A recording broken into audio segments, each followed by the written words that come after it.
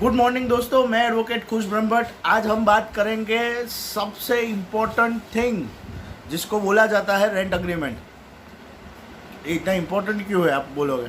Important इसलिए है कि ज़्यादातर हमारी बहुत सारे लोगों की लाइफ में हम लोग रेंटेड प्लेसेस पे रहते हैं और ये अग्रीमेंट कंटिन्यूसली हम बनाते रहते हैं। But most of the times ये ब्रोकर ही ले आता है और हम साइन कर देते हैं कि रेंट अग्रीमेंट तो है, उसमें क्या होगा। But be aware. तो आज हम बात करेंगे रेंट अग्रीमेंट के बारे में। रेंट अग्रीमेंट में क्या स्पेसिफिक चीज़ें होती है जिसका हमें ध्यान रखना है। तो दोस्तों, सबसे पहले तो हमें जिस चीज़ का ध्यान रखना है वो ये है कि हमारी सारी इन्फॉर्मेशन एज अ टेनेंट उसके अंदर होनी चाहिए। और ओनर कौन है, ओनर का कम्युनिकेशन एड्रेस क्या है, उसकी कौन सी प्रॉपर्टी है जो वो हमें रेंट पे दे रहा है, उसका पूरा वर्णन वो रेंट अग्रीमेंट में होना ज़रूरी है। उसके बाद दोस्तों, जो सबसे ज़्यादा इम्पॉर्टेंट है वो कि ये रेंट अग्रीमेंट जो है वो जिस प्रॉपर्टी में हो रहा है वहाँ पे क्या furniture and fixers already available है। इसके साथ ही हमें जो दूसरी चीज़ ध्यान रखनी है कि हमें क्या पूरा फ्लैट या कोई प्रॉपर्टी जो मिल रही है वो विद फर्नीचर एंड फिक्सर्स मिल रही है, तो ये भी अंदर मेंशन होना चाहिए। इसके साथ ही दोस्तों, सबसे इम्पोर्टेंट क्लॉज आता है रेंट क्लॉज का, कि इसमें लिखा हुआ होता है कि आप कौन से दिन पे रेंट पे करोगे हर महीने के। और इसके साथ ही इसमें एक ज़्यादा जो इम्पोर्टेंट चीज़ है वो कि अगर आप फेल हो गए वो तारीख को रेंट पे करने के लिए, तो फिर क्या पेनल्टी लगेगी आपको, तो वो भी इसके अंदर होना चाहिए।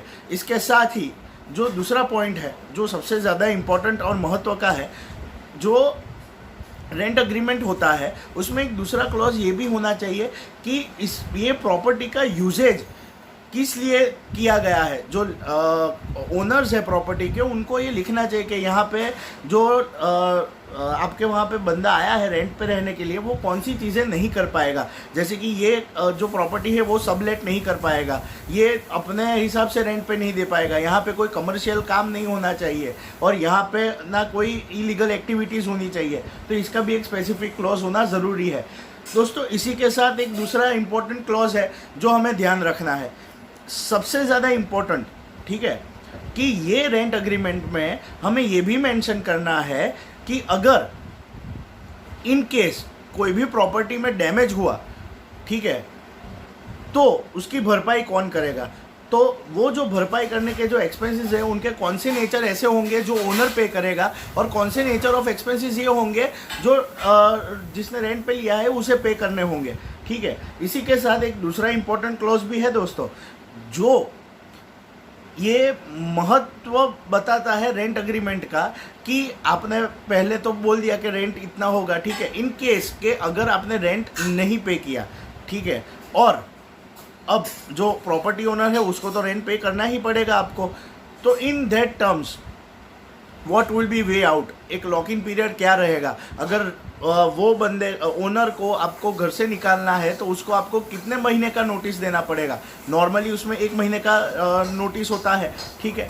तो ये चीज़ आपको ध्यान रखनी है कि ये भी आपके रेंट अग्रीमेंट में होना चाहिए। ओनर्स के लिए भी ये ज़्यादा इंपॉर्टेंट क्लॉज है। सारे जो क्लॉज बताए मैंने, ऐसे बहुत सारे दूसरे क्लॉजेज हैं जो नॉर्मल फैसेट में हर एक अग्रीमेंट में होते हैं कि भाई कौन पार्टी है, उसका क्या कम्युनिकेशन एड्रेस है, ये प्रॉपर्टी का यूज़ कौन कर रहा है, किस लिए कर रहा है, क्या रेंट होगा, क्या सिक्योरिटी डिपॉजिट होगी, वो कब रिफंडेबल डिपॉजिट कौन सी होगी। तो ये सब चीज़ें भी इसमें इम्पॉर्टेंट रहती है। सो दोस्तों, ये एक स्पेसिफिक और सिंपल अंडरस्टैंडिंग थी कि रेंट अग्रीमेंट होने के वक्त आपको क्या क्या चीज़ें ध्यान रखनी है, ठीक है। तो ऐसे ही दूसरे वीडियोस लेके हम आएंगे आपके पास। आप कमेंट सेक्शन में जो भी हमें पॉइंट्स दे रहे हो, हम उस पर ध्यान दे के हमारे फेसबुक पेज, हमारे यूट्यूब पे जो भी वीडियोस अपलोड होते हैं, IGTV पे भी आप फॉलो कर सकते हो। We have also started it on IGTV।